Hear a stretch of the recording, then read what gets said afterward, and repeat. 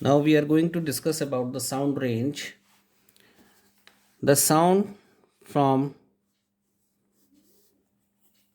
20 hertz to 20,000 hertz or 20 kilohertz is called as sonic range.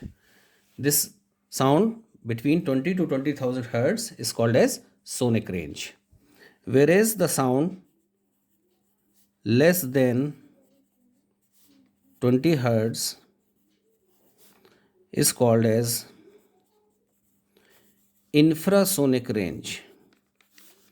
We cannot listen infrasonic range. We are able to listen only the sonic range. And the sound of more than 20,000 hertz frequency, they are called as ultrasonic range or ultrasound. And humans cannot listen these two ranges, but humans can listen this range. That is why this is also called as sonic range. So here we can hear sound only within the frequency range of 20 hertz and 20,000 hertz. Sounds of frequency below 20 hertz are called as infrasonics, and those of a frequency above 20,000 hertz are called as ultrasonic. The ranges of sound produced and heard by other animals are different from those produced and heard by us. Dogs, cats, monkeys, and bats are some animals which can hear infrasonic and ultrasonics. Dolphins, porpoises, whales can make and hear ultrasonic vibrations. And uh, I want to tell you that the rhinoceros can communicate within a range of 5 hertz. Okay, and we cannot listen because we can listen up to 20 to 20,000 hertz. Below 20 hertz, that is the infrasonic range, is not audible to human beings. Now come to the next topic, echoes. uh, Echoes means you may have heard echoes in long corridors or large empty halls. Echoes are reflected sounds. Okay, now let us consider this is a speaker of sound and this is a wall. Okay,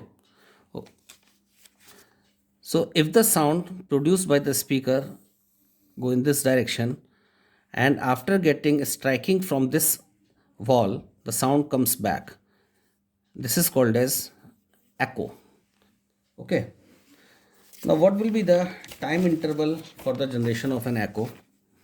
Let us consider the speed, the velocity of sound as 344 meter per second at 20 degrees Celsius. Okay,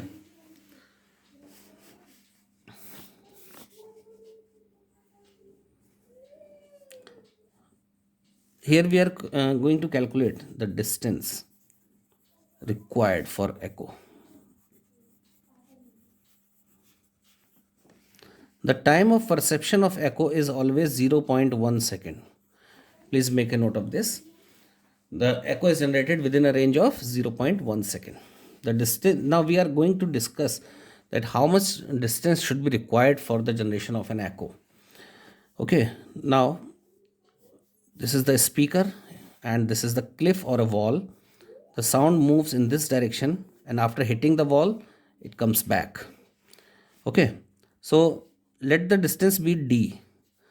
So how much the distance is covered by the sound? This is from speaker to the cliff or wall, this is d, and again from cliff or wall to the speaker, then it is also d. So the total distance is covered 2d. Okay, now distance is equal to speed, yani ki it means velocity into time. Now d is equal to v into t by 2. Okay, now apply the value. D is equal to v means 344 into time of perception of echo 0.1 divided by 2. So cut this 172. Now D is equal to 172 into 0.1, it will be equal to 17.2 meter. So the required distance for the generation of an echo is 17.2 meters. Okay. Please make it correct in your book also.